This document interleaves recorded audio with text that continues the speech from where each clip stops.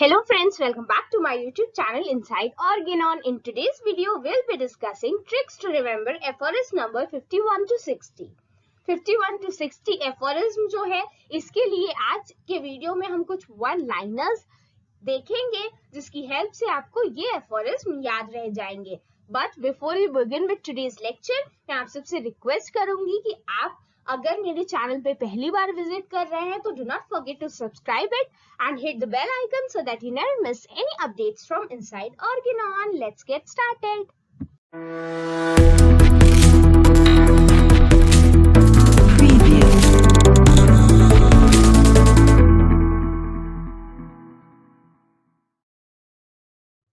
In aphorism number 51, Dr. Hahnemann has explained the advantages of similia. Similar medicine जब हम एक patient को देते हैं तो उसके क्या क्या एडवांटेजेस होते हैं, क्योंकि homeopathy is based on the law of similia similibus curentur. तो जो सिमिलिया है वो क्यों इम्पोर्टेंट है, उसके क्या एडवांटेजेस हैं, ये एफोरिज्म नंबर 51 में डिस्कस किया गया है. Moving on to the aphorism number 52. With the help of this, Dr. Hahnemann has compared homeopathy with allopathy. जो होम्योपैथिक मोड ऑफ ट्रीटमेंट होता है और जो एलोपैथी ओल्ड स्कूल मेथड है, उन दोनों को एफोरिज्म नंबर 52 में कंपेयर किया गया है. Moving on to aphorism number 53. In this doctor Hahnemann has explained about the homeopathic curative mode. जो होम्योपैथिक मेडिसिन होती है वो किस तरीके से क्योर करती है और उसका मोड ऑफ ट्रीटमेंट कैसा है, उसके बारे में एफोरिज्म नंबर 53 में डिस्कस किया गया है. Moving on to the 54th one, in this Dr. Hahnemann has explained about the proper homeopathic treatment.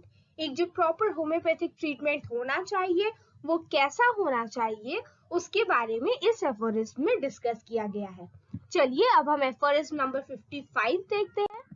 In aphorism number 55, it is written, allopathy provides palliative relief. Now in this it has been discussed that how allopathy or the old school medicine जो होती है हमारी, वो किस तरीके से सिर्फ palliative relief, that means momentary relief provide करती है. वो कभी भी permanent cure नहीं देती, वो सिर्फ time being के लिए relief provide करती है, symptoms को remove कर देती है. Aphorism number 56 discusses with antipathy, that means opposite suffering, और ये बेस्ड है एक्सियम पे जिसका नाम है कॉन्ट्रेरिया कॉन्ट्रारिस क्यूरेंटर. तो डॉक्टर हैनमन ने एफोरिज्म नंबर 56 में एंटीपैथी को डिस्कस किया है. Alright, in aphorism number 57 here are few examples of antipathy.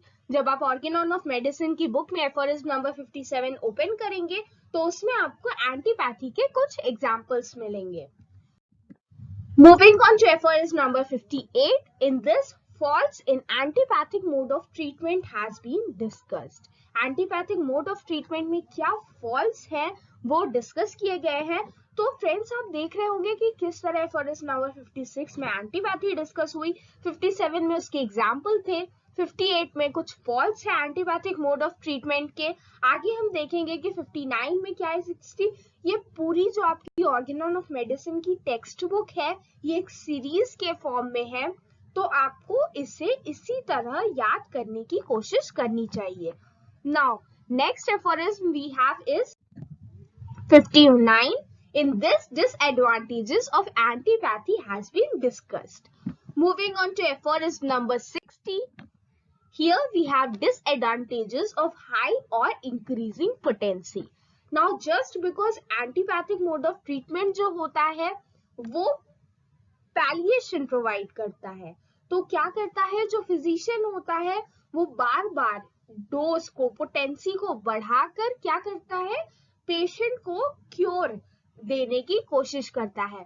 But just because antipathy is not able to provide ideal cure, वो कभी भी पेशेंट को क्योर नहीं कर सकती. तो इस केस में क्या होता है, जो डिजीज है वो और ड्रास्टिक इफेक्ट ले लेती है. किस वजह से, हाई या फिर इंक्रीजिंग पोटेंसी, बार बार पोटेंसी को इंक्रीज करने की वजह से ये इल इफेक्ट हमें देखने को मिल सकते हैं. सो फ्रेंड्स, ये थे एफोरिज्म नंबर 51 से लेके 60 तक के one liners. I hope this video was helpful. So friends, अगर आपको इस वीडियो में कोई भी डाउट हो तो आप मुझसे कमेंट सेक्शन में पूछ सकते हैं. इस वीडियो को लाइक करना और अपने फ्रेंड्स के साथ शेयर करना बिल्कुल मत भूलिएगा. Also do not forget to subscribe my channel and hit the bell icon so that you never miss any updates from inside Organon.